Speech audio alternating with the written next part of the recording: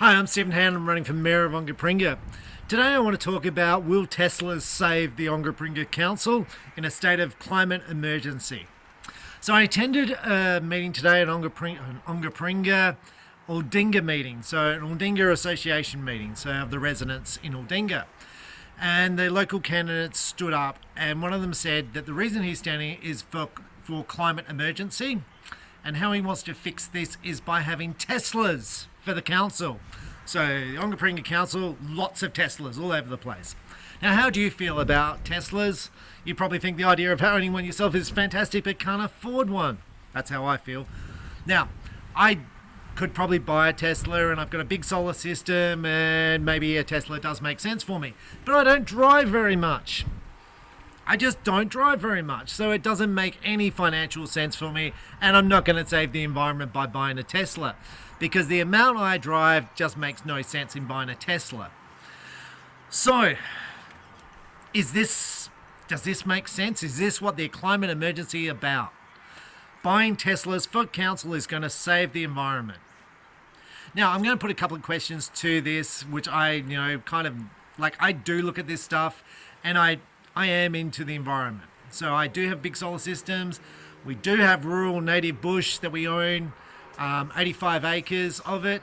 So look, put your money where your mouth is. If you care about the environment, go and plant trees. There's a whole bunch of native bush up there. You can go and weed it. There's weeds all through it. Go up there and do it, and I'd love to see you do it, right? So that's the thing. If you're into it, go and do it. Live the dream. Now, so buying Teslas, is that going to help? Now, if you drive to the city and back from Aldinga, Tesla might be the way, because it's stop, start, right? And if you've got solar on your house, cool, because you can plug it in and it's a good thing, right? Although when you get home from work, it's probably dark, so you're going to have to be drawing power from the grid, which is coal. So that kind of doesn't make any sense, does it? Because you need to plug the car in when you've got excess solar on your solar panels, right? That's the way I think of it. So the concept of the council having solar like Teslas, surely they're out driving these cars during the day, so they've got to come in at night and plug them in to the grid. Is that environmentally friendly? I don't know. Well, it kind of doesn't make much sense to me. Now, if the council had a big solar panel grid where you plug these into, maybe that does make sense. But to me, it's a huge cost to the council. And it's, does it make sense that you're asking ratepayers to pay the ratepayers' rates to pay for the council to drive Teslas? I'm sure the residents would prefer to drive Teslas rather than the council. Cars are very, very cheap to buy these days, and Teslas are generally fairly expensive, and the amount of money you spend on petrol versus the amount of plugging in and how long it's going to take to recoup those costs. Now, when I used to work for the government, there was a whole debate about buying a car, because then you get all these taxes off and then you can resell it, and it really doesn't cost you anything to own a car. That was a debate put to me by the boss. So basically it didn't cost any money for the government to buy cars because they save all these taxes. Look, I don't know what the deal is on it today, but look, I don't know. For me, that's a hard argument to run with, but I thought it was interesting that his number one reason for running was for the climate emergency, and the way to fix it was to buy Teslas. Now, Bonga, Happy Valley Reservoir, we just cut down all the trees and put a big solar station in there. And you might say, well, we'll plug all the council cars into that big power station. Now, my view on this, if you want a solar power station, stick it up north where there's no water and the land is very low production. So you're not going to farm on it. Because the land, there's a lot more solar there than here, twice as much, maybe more. The land is very, very cheap.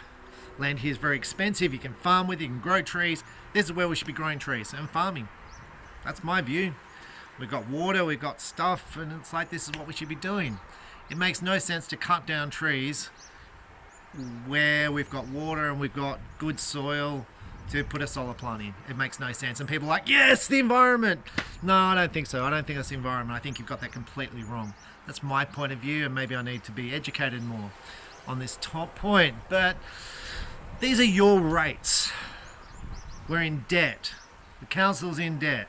The council's put you in debt. It's going to put pressure on your rates. And councils are suggesting buying Teslas. Think about it. You've got to cast your vote if you haven't already for a mayor and for candidates. Have a read of their profiles before you choose it, because there's no use complaining once you get whoever you get and they're driving around in Teslas. I'm Stephen Hanna. I'm applying for mayor. Appreciate your vote. Now, I'm going to say there was a candidate, and I don't know if I'm meant to mention names, but I don't think he will mind. He's Robin, and I'm not going to think. Look, Robin is nice, and he's like, look, I was born deaf, and he's fine. I said to him, look, Robin, you're doing fine. And because people make excuses, and it's like, look, he's out there giving it a go. And his view on the environment was, he'd watched my video, and I kind of laughed at him. He came up, he said, I used your video on, returning pallets and plastic and wood. He said, I thought that was a good idea. I'm like, cool, because I thought that was a good idea too. He goes, how about we recycle wine bottles and plastics as well, like milk cartons and all that. Now, I'm all for recycling, all for it, because let's just say you're a community group and you want to make money, or let's say you're lower income and you collect cans and all that sort of stuff, and you don't even have to be low income. I collect cans and stuff and hand them in. It's a good thing. Good thing. I don't know how many milk cartons get recycled now versus if you had a 10% deposit on it, and you're going to say, well, that's going to add 10% to the cost of my milk, but then you're going to get the money back, right? So it's not really a cost. Look, I think that's logical. And you're going to say that's not a council thing, and I agree totally, but a council can put it to the state government and say, look, how about this as a thing of the environment? Because I think if you've got an environmental policy that you want to push, because that's what you're running for council for or for local government, say what you're standing for. Say, this is what I want. I want green parklands. I want native bush. I want to rebuild some bush here. I want some kangaroos and some echidnas and some koalas. That's what I want. Or maybe I want a park. Or maybe I want some playgrounds. Say what you want. Be clear to the residents on what you want. It's my view. Not a fan of buying a whole bunch of Teslas for the council, although they're pretty cool cars. And I really don't mind the whole Elon Musk sending a spaceship to satellites up for a 1/10 the cost of NASA doing it. I think that's pretty amazing. But not for it, and there's a whole bunch of argument against electric vehicles. So, you can watch that debate as well. What you do with the batteries afterwards. It's up to you to make these decisions, and I think environment is up for you to make decisions. If you don't like the idea of owning bush, don't own bush. If you like the idea of living in the city, driving, V8 supercars, drive V8 supercars. It just seems to be a bit of a weird debate we have where everyone goes, yay, the environment, and then the government wants to come and bulldoze our native heritage. It's like, hang on, I thought you were for the environment, but you want to bulldoze a whole bunch of native heritage for nothing, for absolutely making no impact. And then we're all for the environment, but we're supporting a V8 supercar race. I'm not against the V8 supercars, although it's costing lots of money, which I don't think the state can afford, but that's democracy. I'd be much happier having people who can't, people who are in low income having houses than a V8 supercar race in Adelaide. Seeing people homeless, seeing people living out of their cars is not a good thing in my view. There's more and more people struggling. There's more and more people really struggling in the community. And unfortunately, I didn't see one candidate raise that. And I think this is the stuff that should be on the top of the list. Anyway, I'm Stephen Hand. I'm running for mayor. Thanks for watching. Bye.